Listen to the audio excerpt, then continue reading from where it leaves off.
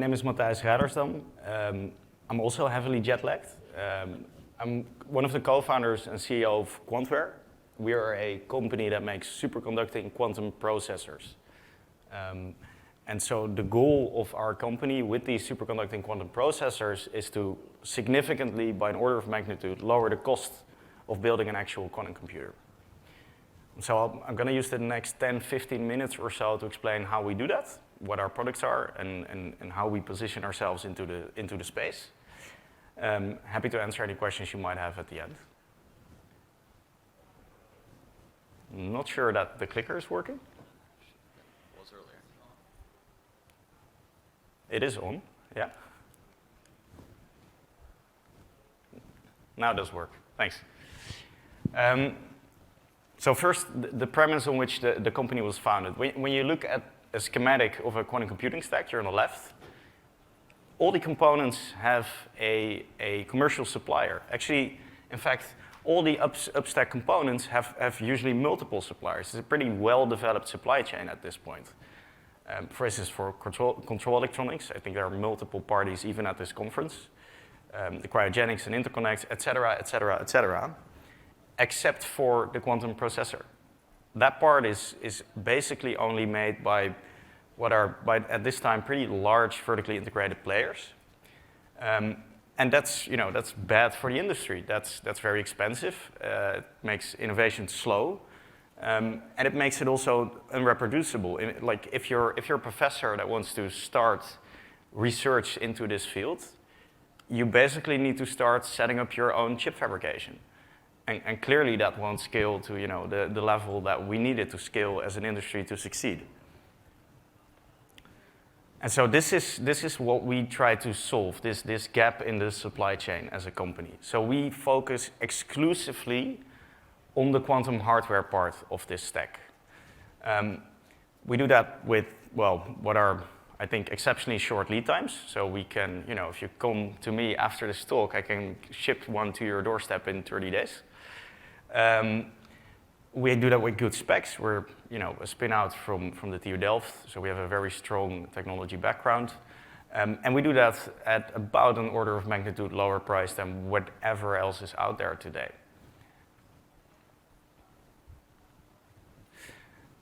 And so the idea behind this is actually not very new. It's based on what happened in the semicon industry.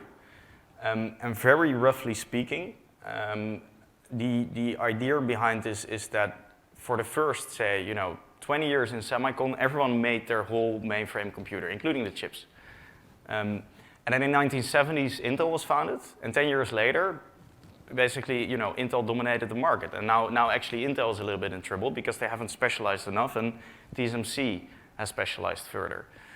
And the reason that this happens is that as the devices have increased in complexity, the capital requirements to build a chip foundry and the required expertise to enter that chip making space have increased exponentially as well. So a new foundry today is about $10 billion if you're in semicon. And then the second part of this assumption that we make, this play that we make as a company, is that chip making is a fixed cost business. So that means that you buy your chip making machine of, say, $1 million once, and whether you make one chip with that machine or, say, 100, that doesn't really matter. The variable costs are nearly negligible. And so if you sell 100, you can be approximately 100 times cheaper than a company selling one. And we believe that those scale advantages are actually here today. And that's also why we can ship these chips at significantly lower cost today. So we are an integrated device manufacturer. So what that means is that we do both design and fabrication in-house. And what that usually looks like is that a customer comes to us with a certain application, like I want to test this part of my quantum computer, or I want to run this algorithm. That goes to our design team. They then generate a chip layout. And that's heavily automated. We're pretty intimate with Qiskit Metal, one of the first users there. And there we have basically what is a library of chip components that we're constantly expanding. So Purcell filters, tunable couplers, asymmetric junctions, things like that. We're constantly expanding that, adding new features to it. And then this chip generation is almost completely automated and therefore extremely quick. And that then goes to our fab team, which does the actual fabrication. And so this pipeline, of course, bearing that the request of the customer isn't very exotic, it takes about 30 days. Very nice animation going to an actual image. So this quantum hardware capability, we currently are marketing across 3 main product lines. The first one is foundry services, because, well, clearly we have excess fabrication capacity, and there's an interest from the market to fabricate only like self-designed chips. We sell fully packaged application-specific QPUs, whatever your application is, because those designs are fully customizable. And then slightly longer term, we want to go to what is a very normal model in the semiconductor industry, which is mixed IP processors. So where the processor like design contains IP from us and say IP from a third party. These foundry services were actually launched about two weeks ago. And so the idea here is that our team is arguably one of the best superconducting qubit fabrication teams in the world, including our facilities. And so we can turn your design into an actual, physical working quantum processor in about 45 days. And so there's a pretty big group, especially in the R&D market, like academics, et cetera, that can now get up and running with their quantum experiments, let's say 2 years quicker, because they don't need to set up their own fabrication team. For the rest, we launched about 1.5 years ago. Since then, we launched, 2 products. The one in the middle isn't fully launched yet, but it will be pretty soon. We started with a 5-qubit chip that we call Soprano. And the price points that we sell these chips at is, again, pretty low. This you can get for 75 kilo euros. The Tupa is, an amplifier that's, again, not out yet. But also there, I think, because we have these good fabrication capabilities and these design capabilities, it's fairly easy to add a product like that relatively to our portfolio. And I think this will help the space immensely as well, especially non-US players where there's even less Tupa supply. And then we launched, last March meeting, we launched Contralto, which is our 25-qubit QPU. That is available for 300 kilo euros. And so also we expect you'll start seeing is that though the price is higher than the 5-qubit device, the price per qubit over time will go down significantly.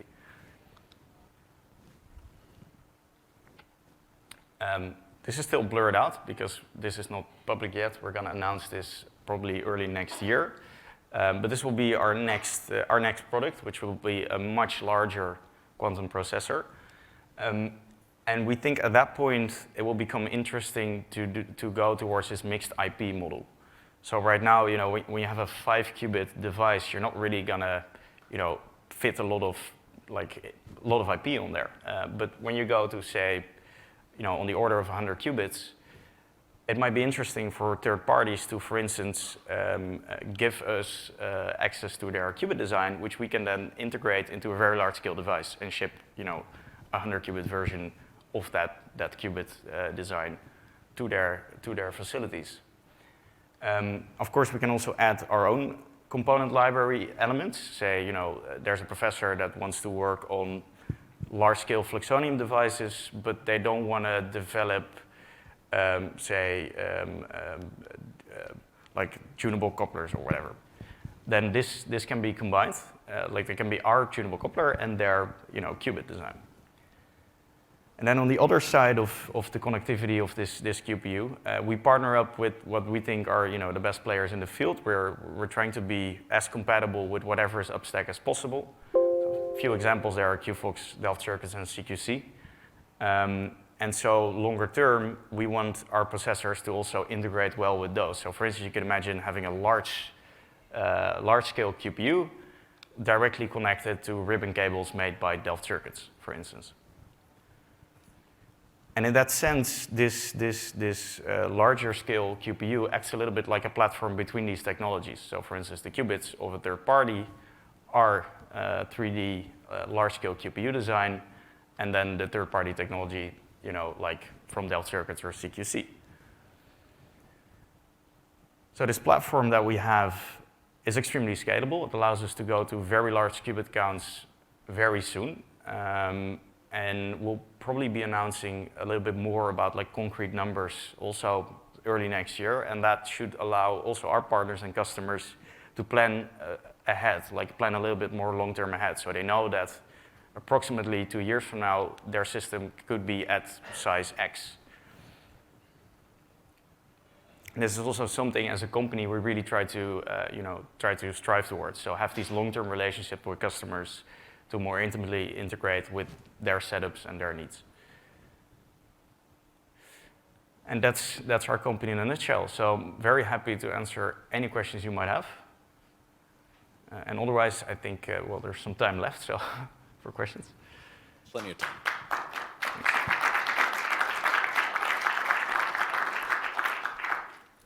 So we actually have time for quite a few questions if desired. So I have a relatively quick one. When you said that, was it Crescendo, the 25 qubit one was configurable, what does that mean to the user? What sort of things can be configured?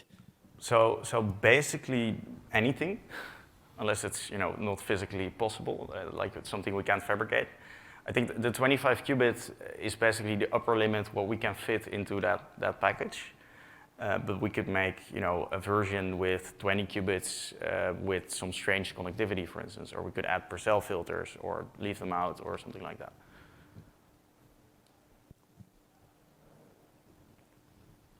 You, sir, first. Thank you. Very interesting avenue you're taking.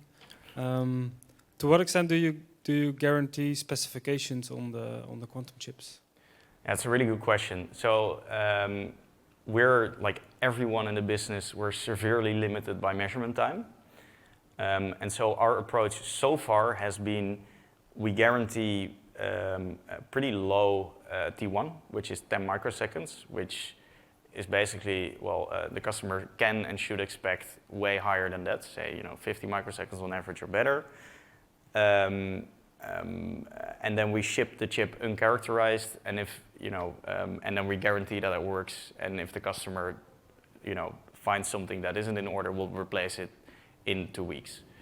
But what we're going towards now that the company is getting a little bit bigger, and also the devices are getting a little bit bigger, which obviously means that there are much larger infrastructure investments.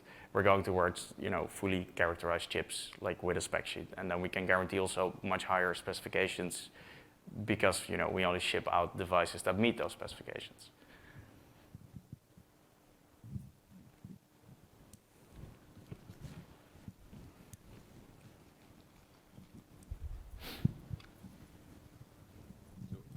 Are you using fabrication facilities at the university or at some external foundry? Or? That's a good question. So right now we use the Kavli Nano Lab, which is fabrication facilities at the university. It's where our team has been working for 10 years or so it's a good place to be 1.5 years after founding. I think we're going to go to our own facilities on a fairly short timeline, as in the next couple of years.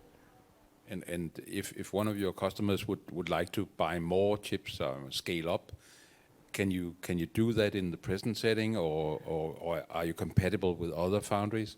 Like our designs definitely are. Maybe not the truly scalable platform. That's pretty unique to what we do, but those fabrication capabilities we do have in-house. In terms of volumes, that really isn't the bottleneck for us. I think we can scale to probably about 10 to 100 times what we are currently doing in terms of demand. So for the next couple of years, we should be more than good, actually.